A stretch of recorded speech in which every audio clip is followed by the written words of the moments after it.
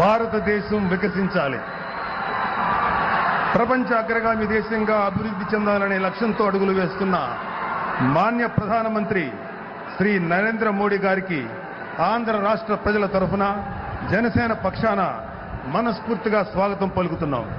అలాగే great visionary అయిన చంద్రబాబు నాయుడు గారికి హృదయపూర్వక నమస్కారాలు. అలాగే బీజేపీ నాయకులకి, టీడీపీ నాయకులకి, జనసేన నాయకులకి అందరూ కూడా హృదయపూర్వక నమస్కారం.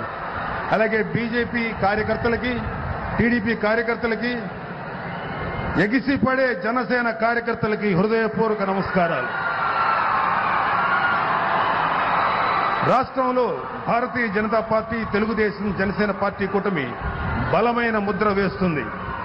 శ్రీ నరేంద్ర మోడీ గారి నాయకత్వ పటిమ, శ్రీ పవన్ కళ్యాణ్ గారి చిత్తశుద్ధి, శ్రీ చంద్రబాబు గారి అనుభవం రాష్ట్రానికి ఎంతో అవసరం. నరేంద్ర మోడీ గారు 2047లో దేశం ఏ స్థాయిలో ఉండాలని ఆలోచన చేస్తుంటే, ఇక్కడ ముఖ్యమంత్రి మాత్రం 25 ఏళ్లు వెనక్కి నెట్టేసి పెత్తందారీ పాలన చేస్తున్నారు. అనకాపల్లి లోక్సభ స్థానంతో మా జనసేనకు ప్రత్యేకమైన అనుబంధం ఉంది. ఇక్కడి నుంచి ఎంపీగా పోటీ చేయాలని జనసేన భావించింది. నేను ఇక్కడ ప్రజలతో మమేకమయ్యాను. భారతీయ జనతా పార్టీ అనకాపల్లి నుంచి పోటీ చేయాలని కోరగా మా అధ్యక్షులు పవన్ కళ్యాణ్ గారు మరో ఆలోచన లేకుండా మనస్ఫూర్తిగా అంగీకారం తెలిపారు. పైగా మా కుటుంబానికి సన్నిహితులైన సీఎం రమేష్ గారు అభ్యర్థి కావడం మా అందరికీ సంతోషకరం.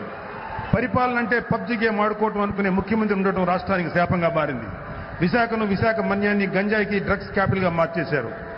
మన ఆస్తులకు రక్షణ లేకుండా ల్యాండ్ టైటిలింగ్ యాక్ట్ తీసుకొచ్చారు. ల్యాండ్ టైటిలింగ్ యాక్ట్ తీసుకొచ్చి తప్పు చేసింది వైసీపీ అయితే ఆ నెపం బీజేపీ మీద నెట్టేశారు. శ్రీ మోడీ గారి పాలనలో అయోధ్యలో శ్రీరాముడి ఆలయం నిర్మిస్తే ఈ జగన్ పాలనలో శ్రీరామచంద్రుడి విగ్రహం తల నరికేశారు. దేవతా విగ్రహాలను అపవిత్రం చేస్తున్నారు. రథాలు తగలబెడుతున్నారు. ఆస్తులకి రక్షణ అనేదే లేదు.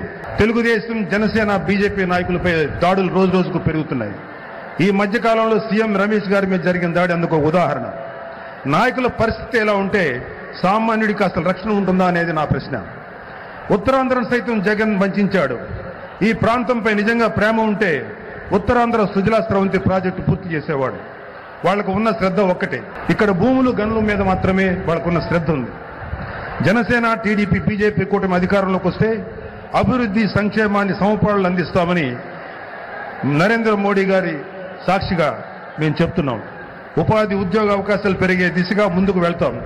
రైతులకు, మహిళలకు భరోసా ఇస్తాం. కేంద్రంలో శ్రీ మోడీ గారు, రాష్ట్రంలో కూటమితో డబుల్ ఇంజిన్ సర్కార్ వస్తుంది. భారతదేశం, ఆంధ్రప్రదేశ్ వికసిస్తాయి.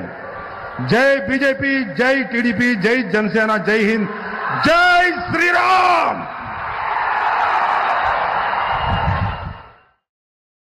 ధర్మందే విజయం, పొత్తుదే గెలుపు, కూటమిదే పీఠం. జై హింద్.